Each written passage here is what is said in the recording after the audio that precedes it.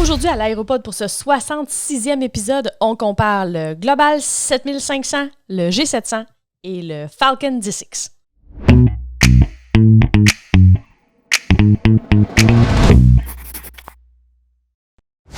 Bienvenue à Aéropod, le podcast de Mentor Aéro pour les pros de l'aviation. Aujourd'hui, encore une fois, dans le studio... Olivier, il passe sa vie à Toronto. Mais confiné. Mais là, bientôt, il va pouvoir revenir. En fait, c'est pas écrit dans les lignes directrices gouvernementales, mais moi, je considère qu'on peut faire un podcast quand tout le monde a reçu ses 2 doses.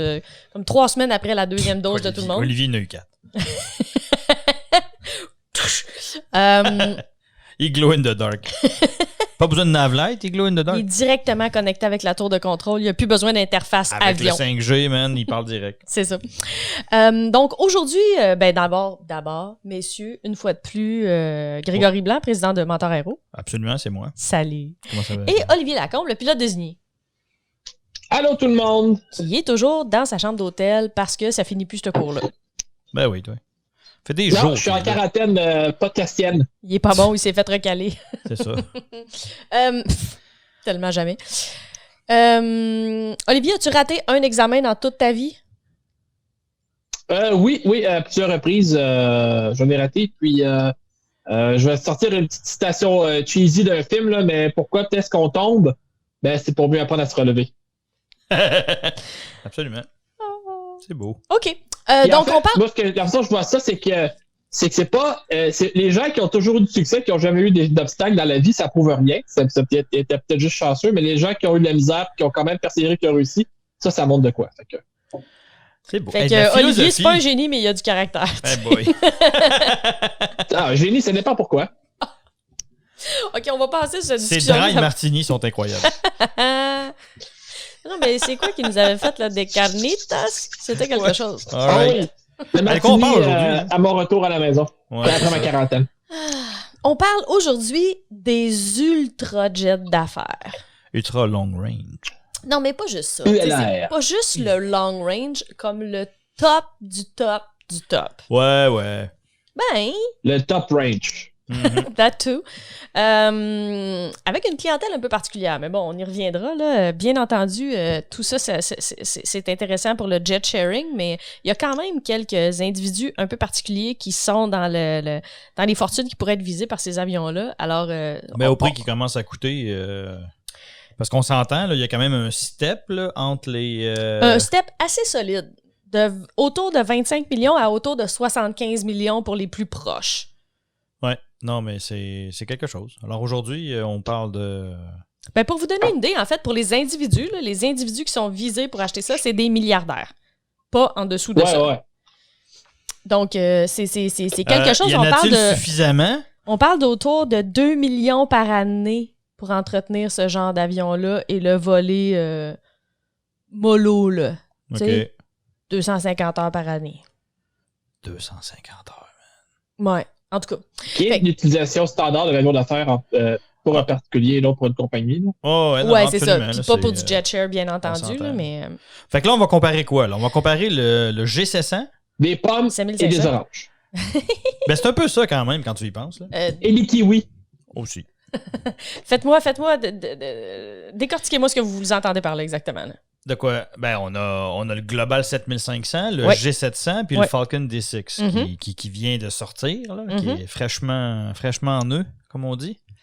Si on veut, là, ces avions-là, avant de poursuivre Greg, permets-moi. Ouais. Non, je t'en C'est prie. juste À la bonne heure. pour que les gens se mettent ça en tête, là, pour donner une image, ces 3 avions-là, si on veut, c'est 3 facsimilés, si on veut. C'est 3 avions qui rentrent dans une boîte d'à peu près 100 pieds par 100 pieds. Donne une idée, là? Ouais. Donc 100 pieds de long, 100 pieds de large. Juste donner une idée aux gens.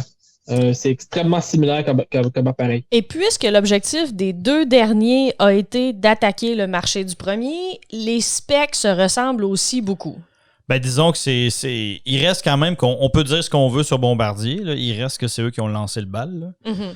Qui ont forcé la main de tout le monde sur le marché. Absolument, avec l'arrivée du Global à la fin des années 90, qui a été un des meilleurs coups. On a beaucoup cassé de sucre sur le dos de Bombardier ces dernières années, mais il reste que c'est le Global c'est un bon move d'un point de vue business. Là. Ils ont très bien ciblé le marché. Ça a été un succès. C'est un succès total. Là, le Global Express, c'est la référence parce qu'ils ont été les premiers. Si on fait fi de toutes, ceux qui ont aux États-Unis, ceux qui achètent du Gulfstream parce qu'ils veulent acheter local, entre guillemets. Là. Autre que ça, je veux dire, il reste que c'est le Global qui a lancé le bal. Et Gulfstream, au début, avec le G5, après ça, il y a eu le G500, mais pas le nouveau qui est sorti il y a 2 ans, là, l'autre d'avant. Ça a été quelque chose, puis le 650 aussi qui a été fait après. C'est toutes des tentatives c'est de très bons avions, qu'on s'entende, là. On parle de haute technologie, Gulfstream, ils savent faire des avions, c'est pas ça le point. Mais il reste qu'au niveau de sortir un nouveau modèle pour répondre aux concurrents, Gulfstream a passé à peu près 15 ans de sa vie là, à essayer de rattraper ce que Bombardier avait fait avec le Global. Leur stratégie en général, c'est d'être des fast followers. Puis là, je dis fast avec... donnez-moi du lousse un peu là-dessus. On s'entend, c'est ça. Oui. Si vous pensez que Gulfstream, que c'est long, 15 ans à jouer au rattrapage, Dassault, ça fait 28 ans qu'elle essaie de rattraper Bombardier. Oui, absolument. Et d'ailleurs, Bombardier a pris, je dirais, certains petits éléments marketing, comme de nommer ces choses, sa configuration en français, puis des choses comme ça, pour ajouter un petit peu du French touch, mais quand même avoir la main haute sur le produit. En fait, ce qui est arrivé, c'est que Dassault le faisait avant, mais Bombardier a poussé ça vraiment à l'extrême. Là. Donc... a été très innovant. T'sais, Bombardier a, pendant très longtemps, et il l'est encore, j'en suis convaincu, mais vu que c'est eux qui ont lancé ça, comme c'est eux qui sont arrivés avec le Global, c'est eux qui sont arrivés avec le Challenger 300 aussi, qui s'appelait le Continental Express au début. T'avais le Global Express, puis t'as eu le Continental Jet, là, mais il devait s'appeler le Continental Express selon ce qu'on m'a rapporté. Bombardier a toujours été reconnu pour la qualité de ses produits. Fait que là, on a introduit quelque chose qui était... oui, le business jet existait depuis longtemps, mais la finition des produits, c'est Bombardier qui a créé le standard. Puis ça, à ce niveau-là et sur ce point-là en particulier, il faut rendre à César ce qui est à César. C'est vraiment Bombardier qui a amené ce standard-là de finition. Honnêtement, là, sincèrement, là, c'était du jamais vu jusqu'à qu'on commence à attaquer le marché avec le Global Express. Des niveaux de finition là, assez incroyables. D'ailleurs, ils ont eu beaucoup, beaucoup de difficultés à offrir ce qu'ils avaient promis. Donc ça, le Global, c'est le benchmark parce que c'est pas seulement au niveau de la machine comme telle. Premier jet privé que tu pouvais faire Montréal-Tokyo d'un coup, si ça t'intéressait, là, quasiment, là, j'exagère à peine. C'était nouveau. Là. Je veux dire, là, on ne parlait pas d'un 777 ou quelque chose comme ça. Là. C'est un jet privé qui ressemble étrangement à un CRJ que tu as de la misère à faire Montréal... Austin, Texas Boston. Avec, là, Boston, ouais, n'allons pas si loin, restons à Boston. Puis là, on t'annonce que cet avion-là va être capable de t'amener à Tokyo non-stop. Ah oui, mais là, il va falloir que je dorme. Ah oui, pas de problème, on va te faire un lit. Ouais, mais là, la configuration standard, c'est avec un lit. Là. Ouais, je vais arriver là, je vais être tout fripé, tout ça. Ben, tu prendras ta douche dans l'avion. Hein, quoi? Fait que ça existait déjà sur des 767 privés, mais ça, c'était les Princes d'Arabie qui avaient ça. Okay? Sur un avion relativement plus petit, c'était nouveau. C'était nouveau, c'était spécial, c'était incroyable, des télés encastrées. C'est le Global 5000 qui avait convaincu Bill Gates de finalement faire le saut et changer de l'avion commercial au jet privé. Il y a des rumeurs, il y a beaucoup d'histoires comme ça qui roulent comme quoi, à travers souvent NetJet ou des compagnies de time-sharing comme ça, là, que beaucoup d'opérateurs, surtout américains à l'époque, sont tombés sous le charme du Global Express. Puis même au niveau, puis ça, Olivier, c'est plus ton bag, là, mais moi, de ce que j'avais entendu, les quelques fois où j'ai croisé / travaillé un petit peu sur du Global, j'ai croisé des équipages américains. Les pilotes aiment beaucoup les produits Bombardier au niveau pilotage. Donc ça a aidé aussi. Moi, mon expérience des produits Bombardier, c'est que au niveau du pilote, c'est des avions qui sont très simples.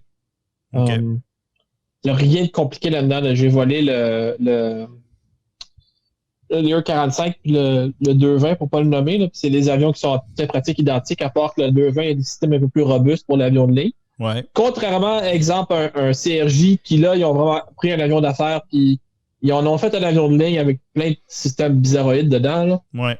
De passe-passe pour réussir à faire de quoi. Versus un CRJ 900 qui, lui, c'est vraiment un bon avion de ligne qui a été conçu comme avion de ligne, si on veut, dès le début. Là. Ouais. Versus un CRJ 100-200. Là. Mais les avions qui sont de Bombardier, qui sont conçus pour un job, pour un travail, une tâche quelconque du jour numéro 1, là, ce sont très, très bons avions. Donc, à partir de là, la concurrence n'a pas eu le choix d'essayer de rattraper. Puis c'est vraiment du rattrapage. Puis je veux que les gens qui nous écoutent comprennent bien que c'est pas du chauvinisme ou quoi que ce soit. Là. Non, on parle vraiment avions, techniquement parlant, ça a été du rattrapage pour les autres. Encore une fois, Gulfstream font de très bons avions, Falcon aussi, Dassault. Ouais. Mais c'est pas ça le point. Dans la petite gamme, si on veut, le Learjet 45, qui est le premier avion que Bombardier a fait, entièrement fait par Bombardier quand ils ont acheté le Learjet. Ouais. Si on passe au CRJ, en fait, c'est un Canadair. Le Challenger qui a été modifié en avion de ligne, versus le CRJ 900 qui est un avion de Bombardier de A à Z et non une patente modifiée. Ouais. Donc le 45, c'est comme le premier avion que Bombardier a fait de A à Z et c'est un avion qui est très très bien conçu, qui est très simple. Des procédures d'urgence extrêmement simples, rien de compliqué, instinctif. C'est genre si tu oublies de faire comment faire une manœuvre d'urgence, fais de la façon que tu penses que ça devrait être fait, c'est probablement pas de casser la figure avec l'avion. Une belle ergonomie. Il s'était fait les dents un peu avec le Lear 60 aussi, qui est le Lear 55 motorisé avec des prates. Ouais, c'est ça. C'était un partsman spécial aussi. Il y avait des morceaux d'un peu n'importe quoi là-dedans. Là. Ouais, exact. Ouais. Mais le 45, c'est vraiment un avion 100% neuf qui apportait juste la forme de Learjet et le nom. Mais vraiment, et puis même aujourd'hui, le Lear 45, maintenant le Lear 75 n'en fabrique plus. Mais si vous regardez sur le marché, il n'y a pas d'avion d'affaires qui est capable de rivaliser avec les performances de cet avion-là au prix qui était vendu l'avion. Ouais. C'est soit que c'est vraiment nettement moins performant dans le cas d'un Phenom 300 ou beaucoup plus performant si on regarde un Challenger 350 par exemple. Ouais, exact. Il y a comme rien là, c'est vraiment au niveau là. Parlons de... On va mettre le baseline. Là. Oui. Parlons de prix. Oui. 75 millions US pour le global. Le 7005, oui, c'est à peu près ça. Ça va aussi entre 72 et 75 à peu près. Là. De base. On va mettre 75. Allez pour allons-y pour 75. Ah, bah oui, allez. Ben, on s'entend. On s'assinera pas pour 3 millions, Olivier, là, come on. Faut vraiment pas avoir d'amis. Quelqu'un qui achète ça de base, il va faire rire de lui par ses amis milliardaires. Ben, parlant de ça, c'est très drôle. Le Global, il y a un avion de seconde main jamais utilisé qui s'est retrouvé sur le marché, puis pouf, il s'est envolé. Ouais, ben en fait, il n'y a pas de. Ce qui est drôle là-dedans, c'est que quand tu jases des fois avec des gens, ils disent ouais, mais tu sais, mettons, j'achète un Global. Tu sais, mettons de base, là, mais c'est parce qu'il n'y a pas de modèle de base. C'est ça. L'avion est acheté green. OK? Puis ça fonctionne. C'est pareil pour les 3 manufacturiers. OK? Tant pour Bombardier, Gulfstream que Dassault. Si vous achetez, et je vous le souhaite vraiment sincèrement, là. Si vous achetez un Global Express ou un Gulfstream, vous allez acheter l'avion green qu'on appelle, donc qui est sur la peinture, sur le primer, OK? C'est de l'époxy primer, puis elle est verte. Désolé, comme ça, verte ou jaune des fois. Et donc ça, c'est ce qu'on appelle le green aircraft. Vous achetez un avion green, puis après ça, Bombardier va vous vendre un intérieur. OK? Donc, à la base, vous achetez un avion qui a absolument rien dedans, sauf 2 pilotes pour la ramener de Toronto dans le cas de Bombardier parce que l'avion est manufacturé et fabriqué à Toronto. Fait que quand vous l'achetez, il y a 2 pilotes qui vous sont prêtés pour le ramener à Montréal puis des ballasts pleins d'eau dans la cabine.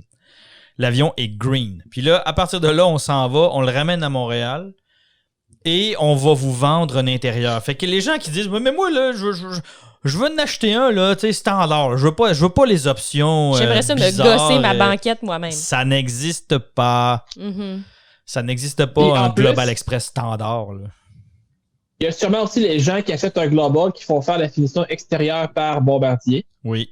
Et puis qui envoient l'avion dans un autre endroit pour faire l'intérieur. Exemple, oui, voilà, on rentre dans les petites technicalités. Il y a plusieurs. Oui, effectivement. Oui.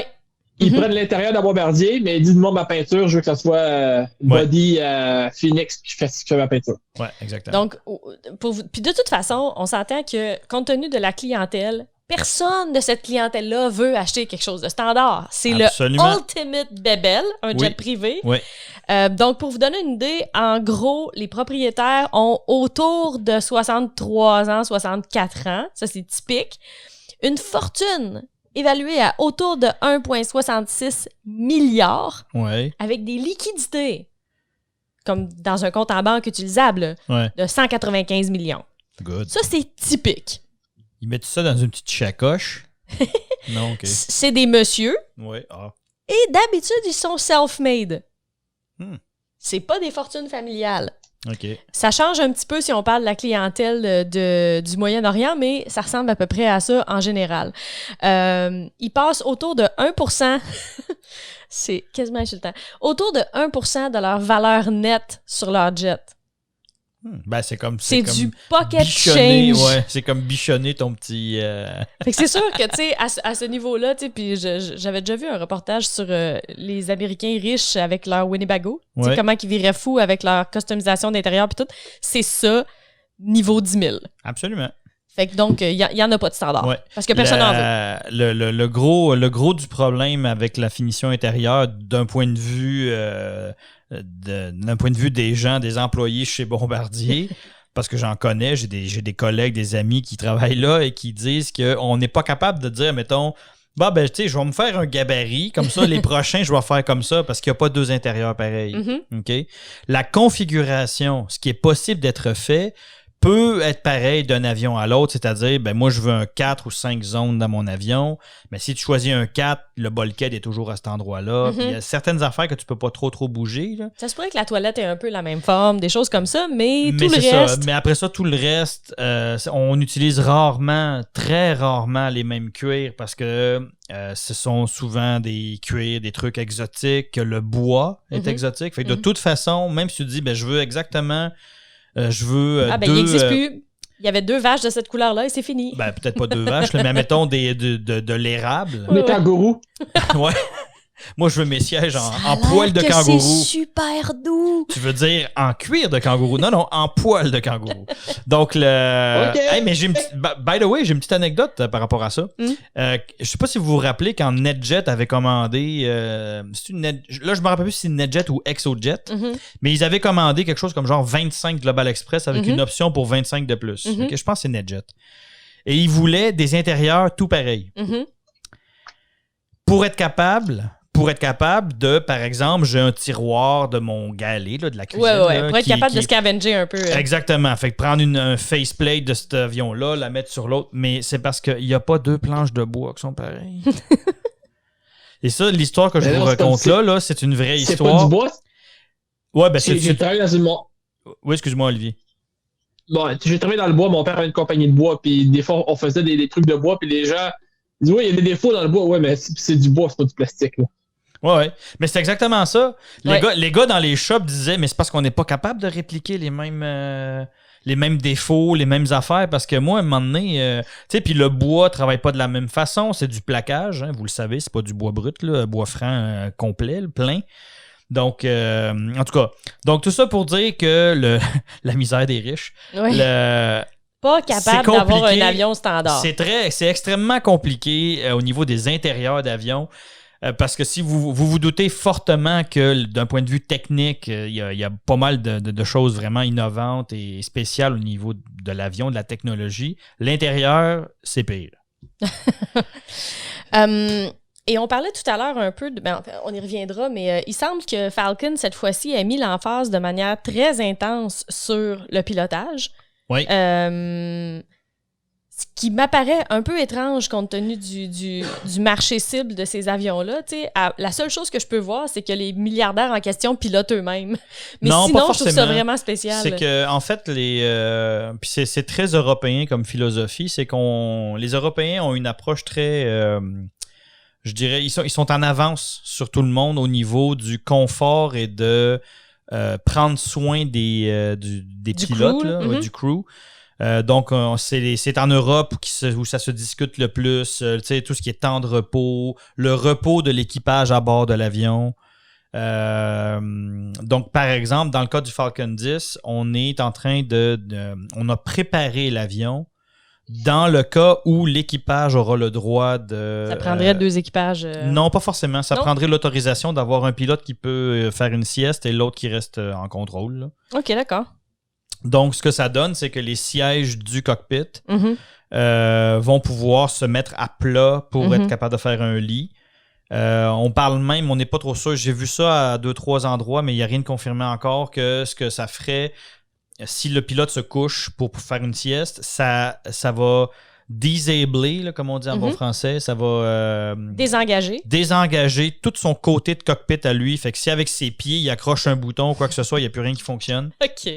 C'est vrai que... Déjà pour les Airbus, quand tu as un problème dans l'avion ou tu as un pilote qui perd la carte, un bouton que tu appuies puis ça désactive le manche de son côté. Ouais. Fait qu'on travaille beaucoup là-dessus. Puis ça, c'est un mode de pensée qui est très européen. Bon, puis on le sait à ce niveau-là, ils ont toujours été en avance sur nous, les facteurs humains, l'ergonomie, tout ça. Donc, fait que ça, c'est quelque chose qui est... Oui.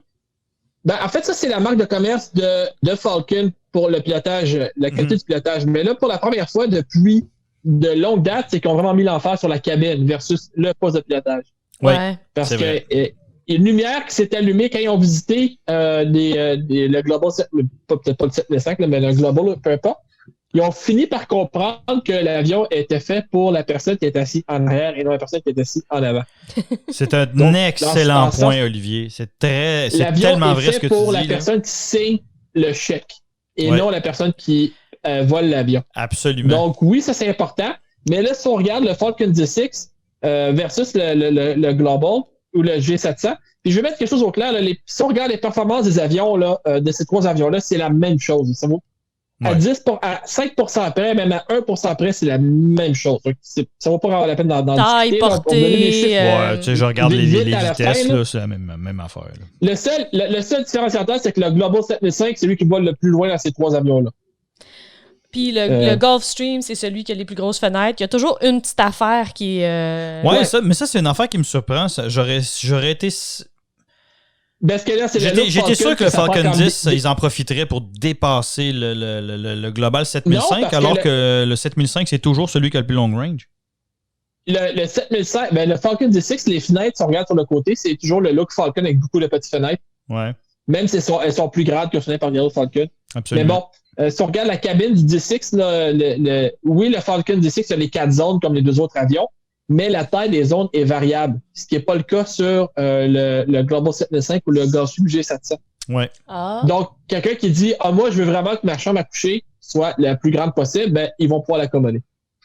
Ouais. OK. Puis le tube aussi est plus gros sur le... Fait que si tu mesures 7 pieds 2, c'est mieux d'aller avec Falcon. Ouais.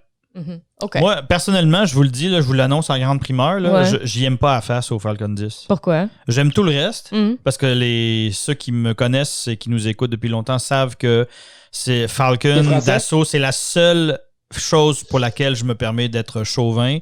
C'est que je trouve que Dassault fait une belle histoire, fait de fantastiques machines. J'ai beaucoup d'admiration pour ce qu'ils font, mais j'y aime pas à face. Au Falcon 10. Le nez n'est pas très beau. Ouais, c'est vrai.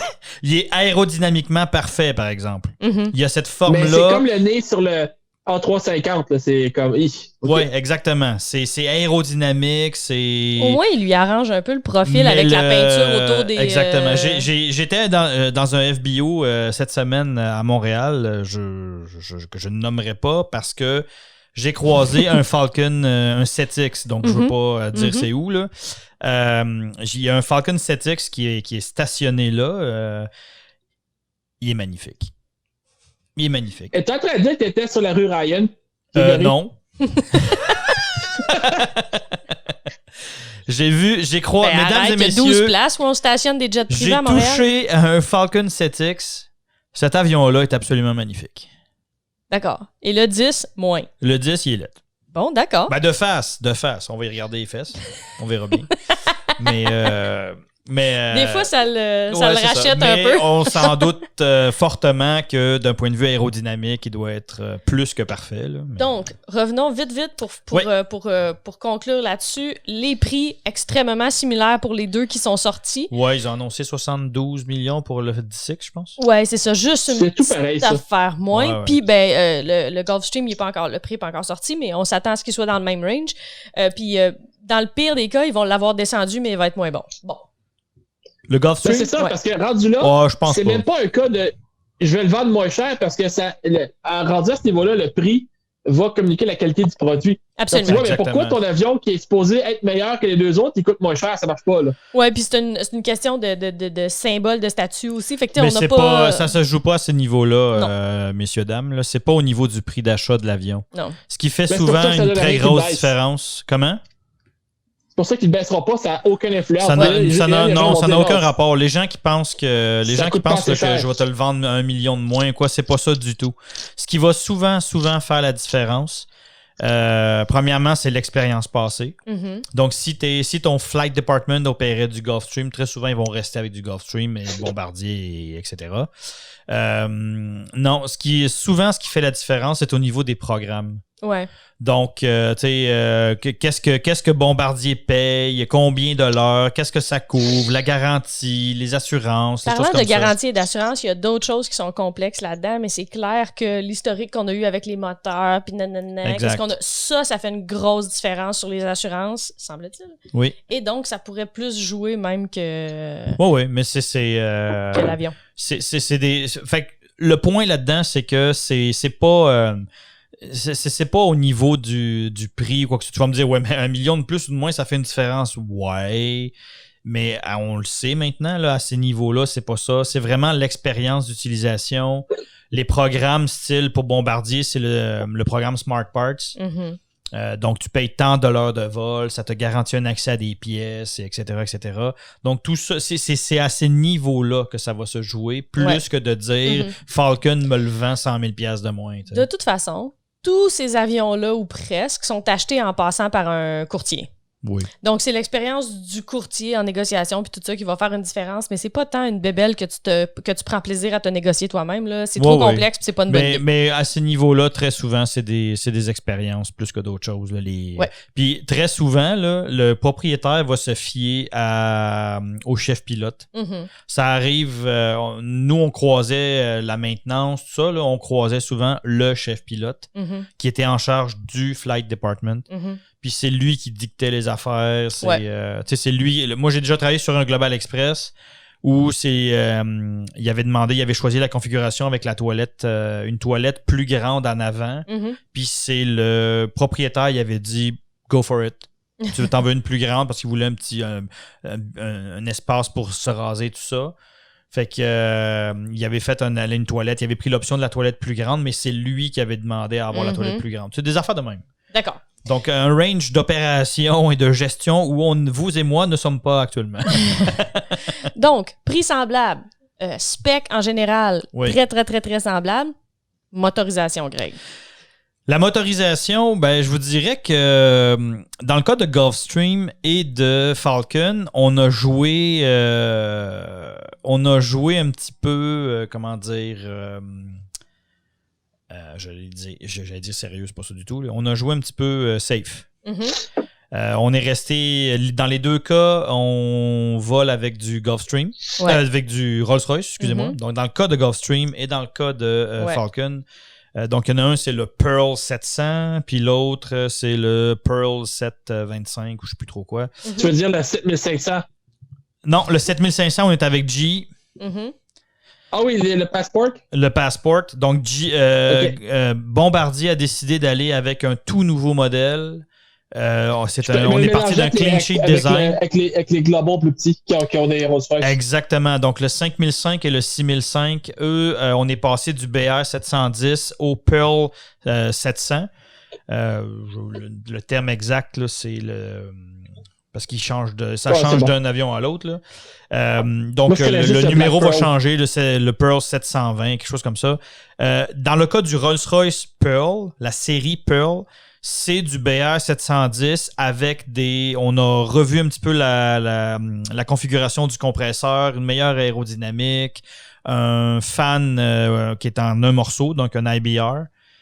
Ou un Blisk, là, ça dépend, mais il faut faire attention à ce qu'on dit parce que Blisk ou IBR, les noms sont brevetés, là, sont patentés.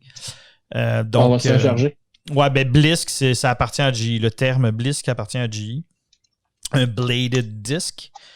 IBR, Integral Bladed Rotor, c'est utilisé par Pratt & Whitney. D'accord. Donc, bref, vous m'avez compris, là, c'est un disque en un seul morceau. Donc ça, c'est la grosse différence. Au niveau des nouvelles nouvelle génération de moteurs de ces grosseurs-là, on y va avec un fan One Piece. Le PW800, c'est un fan en un seul morceau. Le Pearl est un fan en un seul morceau. Et le Global, le Global avec son GE Passport, c'est aussi un fan qui est One Piece.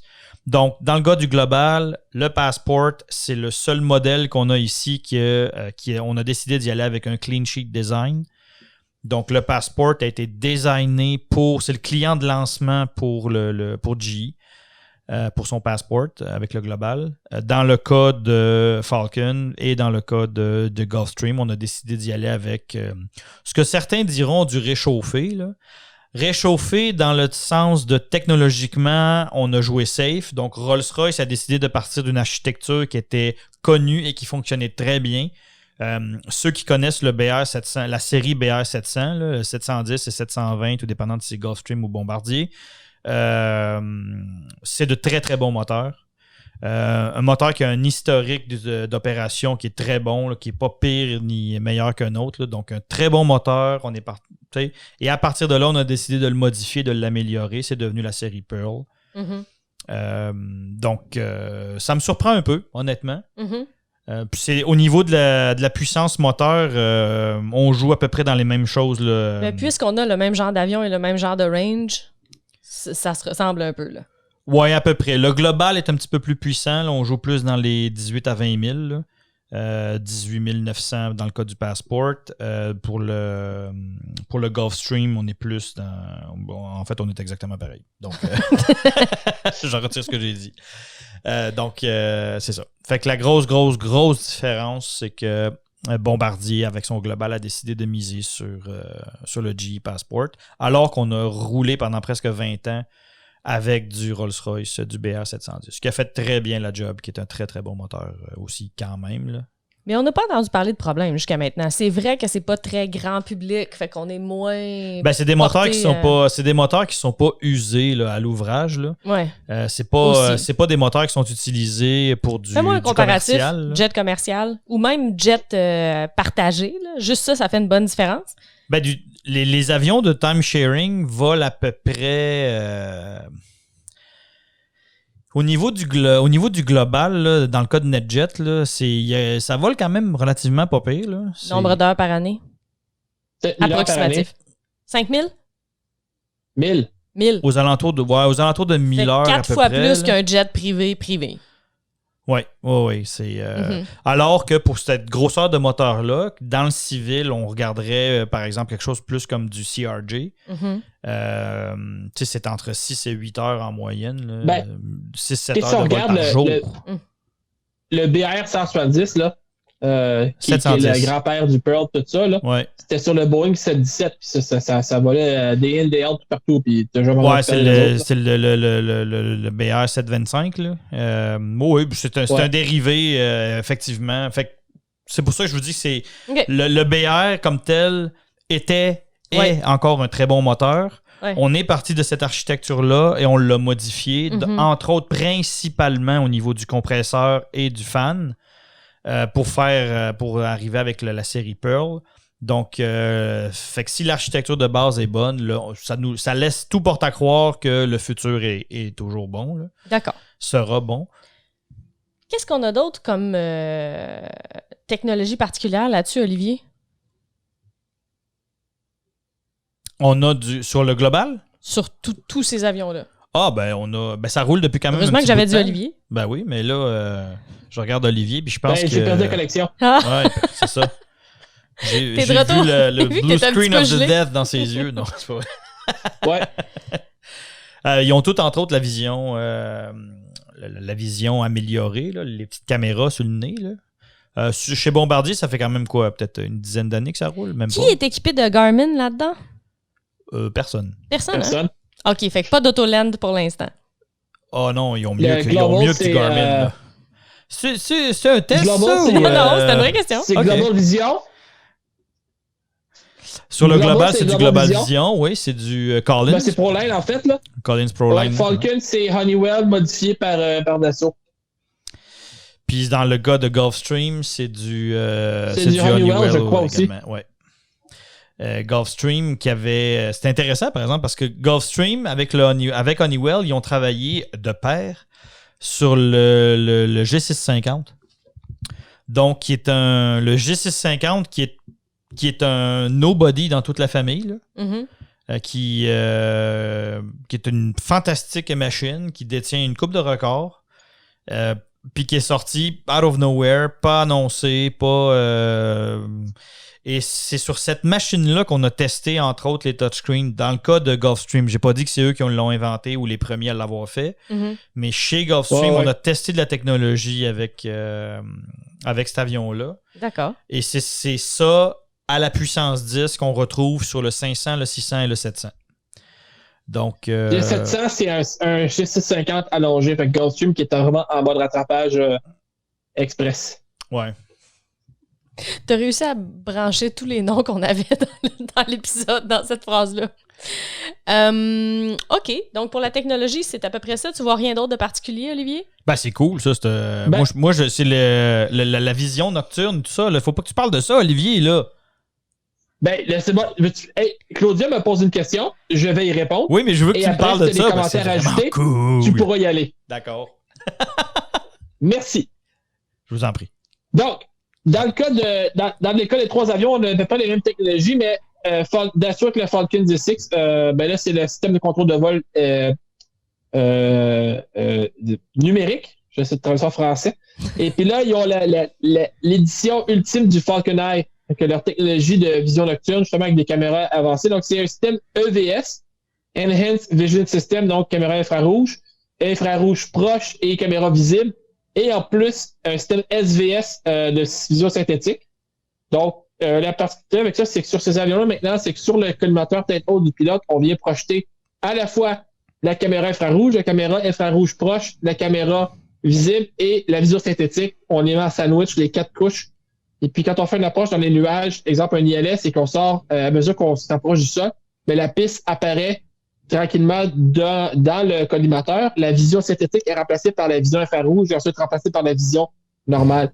Donc, c'est assez capoté comme système. Quand même. Ouais, ils appellent ça le Falcon Eye. Mm-hmm.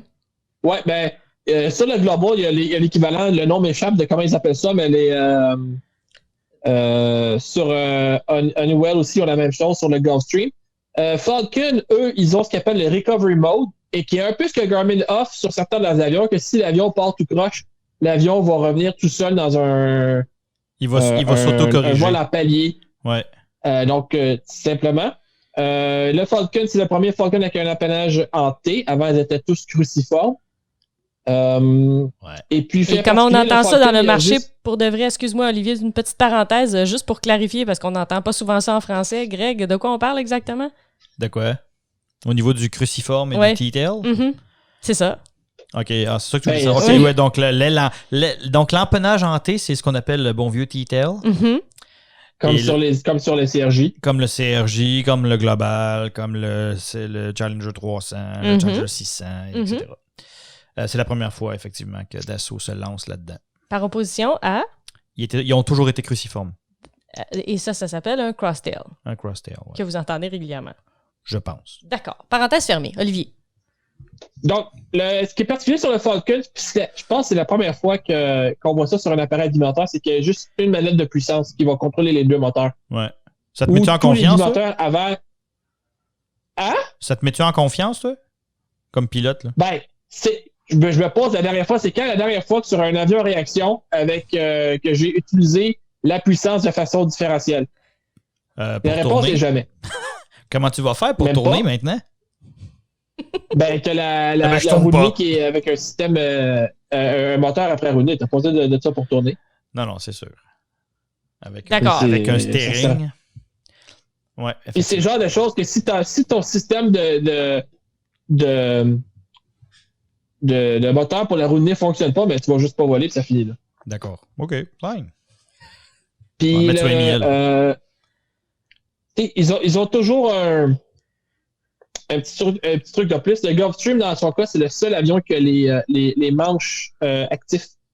Donc, dans un avion qui est contrôlé par ordinateur, fly-by-wire, quand un des pilotes bouge son manche, le manche de l'autre côté ne bouge pas. Versus, exemple, sur un Boeing, où si un pilote tourne le manche à droite, à gauche, ben l'autre manche, il bouge aussi. Donc, Gulfstream, les manches bougent un l'autre avec des servomoteurs. Donc, c'est les seuls qui ont ça. Oui, dans le fond, on a fait un système de feedback virtuel. Ouais, genre. Ouais. OK. Tout à fait. Mm-hmm.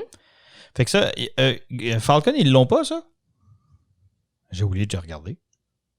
J'ai pas vu ça, mais je sais que Gulfstream, c'est comme on est les seuls avec le Active Side Stick. Là, fait que... Ouais. Donc, probablement pas. D'accord. Ben, peut-être qu'au niveau du pilotage, ils n'en voient pas la nécessité. Là. Le seul autre que je... Moi, je pense pas que pour mon expérience sur le fly-by-wire, je pense pas que le Active Side Stick, ça change grand-chose. Je suis plus confiant avec les automanettes qui se promènent versus qui restent fixes. Ça, je pense que c'est une meilleure idée que juste le manche. OK, au lieu d'être avec des gates sur les power levers, là, toi, t'aimerais mieux qu'on voit l'autothrottle bouger, là? Ouais, mais c'est ça. Mon expérience, c'est que tu vois les manettes qui se promènent. Ouais. Au début, les gens qui se font face à ça sont comme « Ah, c'est bien bizarre, je veux pas ça, tu es ça avec du feu. » Puis au bout de trois séances, ils sont comme « Hey, t'es mieux de pas me mettre ça en panne, toi. » Ouais. OK. Ben, t'as de l'information tactile, visuelle, très en efficace. Temps réel, là, sur ce que l'avion fait. Mm-hmm. Exact, tout à fait. Tu mets ta main sur les manettes, tu sais qu'est-ce que l'avion fait, là. C'est mieux que le ben, c'est sûr qu'avoir les manches qui bougent, c'est bon, là, mais je pense que c'est ce que ça renseigne le pilote avec les manettes qui se promènent, c'est mieux que... C'est plus utile que l'autre truc. Le seul autre avion que je pense qu'il y a les Active Side Stick installés, c'est le KC-390 des Brésiliens, là, de Embraer. Ça se pourrait, ça. Je pense que eux aussi, ils l'ont l'Active Side Stick. Pas en parler. Ouais. Ils sont hors ligue, complètement. Absolument. Après ça, au niveau du Gulfstream, eux autres, ils sont restés avec toute leur... Gulfstream sont partis sur un mindset de touchscreen. Là. Mm-hmm. Eux, tout est touch. Mm-hmm. Olivier, c'est le fun, ça? OK. D'accord. Bon, alors, recherche auditeur, vous ne voyez pas son visage, mais c'est... Aucun intérêt. Aucun intérêt. Allez rouler en voiture. Ouais. Sur une route du Québec, et avec une voiture qui a un écran tactile au centre, essayez de faire de quoi avec ça pendant que ça brasse.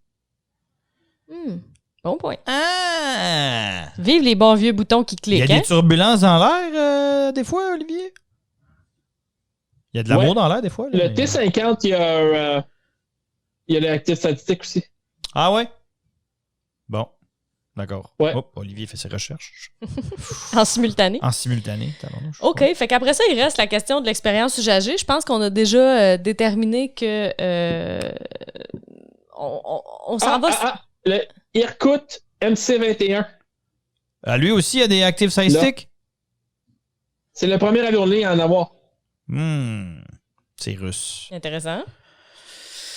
Ouais, ça va être intéressant. Je pense éventuellement on va préparer une émission là-dessus parce que c'est quelque chose... Sur les avions russes? Mais non, mais tout le côté ergonomie, pilotage. Ça, je serais sincèrement curieux, Olivier, de jaser de ça, bon, ça. voir les pour, les contre et l'aide au pilotage, parce qu'il y a aussi beaucoup d'ergonomie / facteur humain là-dedans. Là. Mm-hmm. La raison pourquoi certains l'ont et d'autres l'ont pas. Fait que oui, je pense, je m'avance là, là, je me mets de la pression, mais je pense qu'on va préparer quelque chose au niveau des... Je note.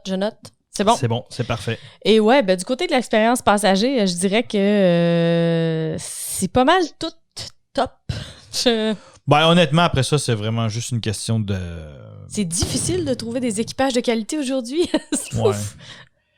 qu'est-ce qui fait que tu vas choisir un Global plus qu'un Falcon 10, plus qu'un Gulfstream? C'est des espèces de petites caractéristiques. C'est lequel là-dedans qui a l'espèce d'éclairage fausse nuit dans les vitres? Là? Ils l'ont ce tous. truc-là. Bon, ils l'ont tous, c'est ça. Ben, c'est Il y a le Falcon qui a un hublot au plafond. Pourquoi tu achèterais une Audi A8 versus une BMW Série 7 versus une Mercedes Classe S? Là, c'est ça. Ouais, rendu là, c'est il n'y a l'expérience. pas une qui est meilleure que l'autre. Là, c'est tout pareil. Là. Les réseaux de support sont tous vraiment top parce que c'est le nerf de la guerre. Donc, bon. Ouais. Au niveau des jets privés, Bombardier a un très, très bon réseau. Pour certains, ce sera jamais assez, là, mais j'imagine que quand tu pèses une coupe de milliards, tout est dû. Mais sincèrement, ça s'équivaut pas mal. Le réseau Gulfstream versus le réseau Dassault. Dassault qui a racheté ces dernières années plusieurs compagnies de MRO. Donc, qui pourrait étaler son propre service de soutien, en plus de ceux qui sont affiliés. Ouais. Donc, au niveau des jets privés, le réseau de soutien technique, mécanique, il n'y a pas grand-chose à dire là-dessus. Là. OK, d'accord. Ils ont tous l'équivalent de programmes du style Smart Parts pour Bombardier. Je connais pas les noms pour Gulfstream et Falcon, là. Mais c'est sûr qu'ils ont quelque chose d'équivalent à ça. Tu payes tant de l'heure de vol, puis tu as accès à un pool de pièces. Tout dépendant du programme, si tu es Platinum Plus ou quoi que ce soit. Tu as accès à du MRT, donc des équipes mobiles pour réparer certaines pièces, changer certaines pièces ou réparer certains problèmes sur ton avion. Fait que c'est assez classique. Ils ont tous des beaux petits noms fancy, là, mais il n'y a personne qui a réinventé la roue, là. C'est du support technique. Moi, je paye 70 millions pour mon avion. Je veux en avoir besoin. Je veux pouvoir l'utiliser quand j'en ai besoin. Point final. Ben, de toute façon, c'est un des arguments de vente des jets privés, la flexibilité. Donc, effectivement, tu veux que ça marche quand t'en as besoin. À cette heure, à l'époque, c'était toutes des options, ces programmes-là. Maintenant, t'en as qui viennent avec l'avion d'office. Ouais. Donc, tu sais, c'est... Intéressant. On est dans les détails parce qu'après ça, la qualité du son dans l'avion, ils sont tous équipés de systèmes d'active noise de cancelling. Là. Ils ont, au niveau de l'expérience, ils ont tous des douches dans la salle de bain. On est rendu dans l'ultra-frange. Ouais. Là, il y a juste Falcon que la cabine va être physiquement beaucoup plus grosse. On y a décidé visiblement d'y aller all-in pour chez Falcon, chez Dassault. Fait que l'avion est beaucoup plus gros que ceux qui ont déjà travaillé ou volé sur du Dassault. Là. Parce qu'il y en a aussi, il y a des Falcons qui volent au niveau militaire. Fait que peut-être que certains connaissent. Et comme ils n'ont pas changé beaucoup l'extérieur, ils ont rogné sur l'intérieur. Non, il est physiquement plus gros. Ah oui, OK. Oui.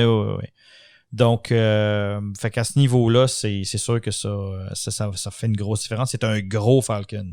OK. C'est spécial. D'accord. À voir. Olivier, un dernier point qu'on aurait oublié? Quelque chose qui te viendrait en tête, là, comme ça, vite. Y a-t-il des torpilles installées sur les Falcons? Absolument pas. Ça, c'est en option. On a une fois de plus perdu Olivier, on dirait. Ben oui. Et hop! Il est revenu! Coucou, il est là, cette monsieur espèce d'Olivier. Lacombe. Donc, quelque chose à ajouter, monsieur pilote laconique? Non, je suis d'accord. Je suis d'accord. Donc, toi, tu es pour l'option torpille sur les Falcons. Excellent, c'est bon. Et pour ceux qui nous écoutent, qui pensent que je dirais des bêtises, c'est parce que la marine française opère des Falcons. Donc, je ne dis pas n'importe quoi. D'accord, c'est noté. Les gardes-côtes américains aussi. Les gardes-côtes américains aussi, des vieux Falcon 20. D'accord. Eh bien, là-dessus, j'espère qu'on a pu répondre à toutes les questions que vous pouviez peut-être avoir sur cet avion complètement hors norme. En termes de... Juste pour finir, le range, on a dit « il vole très loin et haut longtemps. » là. On parle aux alentours de 14 000 km de range pour la plupart, là, pour les trois. D'à peu près n'importe où jusqu'à à peu près n'importe où. Oui, je te dirais que c'est assez ça. Là. D'accord. Tu peux... Très souvent, ce que ça sous-entend, c'est que tu es obligé de positionner des équipages pour faire parce que l'équipage va buster son duty avant que ton avion arrête de voler. Ouais. Donc, c'est là que ça devient compliqué. Des fois, il y a des équipages de relève dans l'avion. Donc, c'est pour ça que des fois, vous voyez la toilette en avant, puis il y a une espèce de petit crew room. Là. Mm-hmm. Fait que oui, le client perd une petite place parce qu'il faut que quelqu'un puisse se reposer là-dedans. Là. Et ou traîner ses propres pilotes quelque part dans le coin, dans le fond. Là. Mm-hmm. Mais l'avion peut voler beaucoup plus loin et plus longtemps que ce que ton duty en termes de pilote est autorisé à faire. Donc, ça, c'est... D'accord. On est rendu là. Alors, c'était le mot de la fin, Grégory Blanc. Là-dessus, Absolument. merci beaucoup d'avoir été parmi nous, chers auditeurs. C'était Claudia Ouellet. Grégory Blanc. Olivier Lacombe. Merci tout le monde. À bientôt. La prochaine. C'est tout pour l'épisode de cette semaine. Merci d'avoir écouté Aéropod.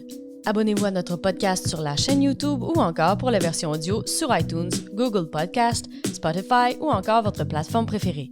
N'oubliez pas de demander les notifications pour être averti dès que le nouveau contenu est disponible. Visitez notre site web mentoraero.com pour toute info supplémentaire et n'hésitez pas à nous envoyer vos commentaires ou questions à l'adresse aéropod@mentoraero.com ou encore sur la page Facebook de l'Aéropod. Over.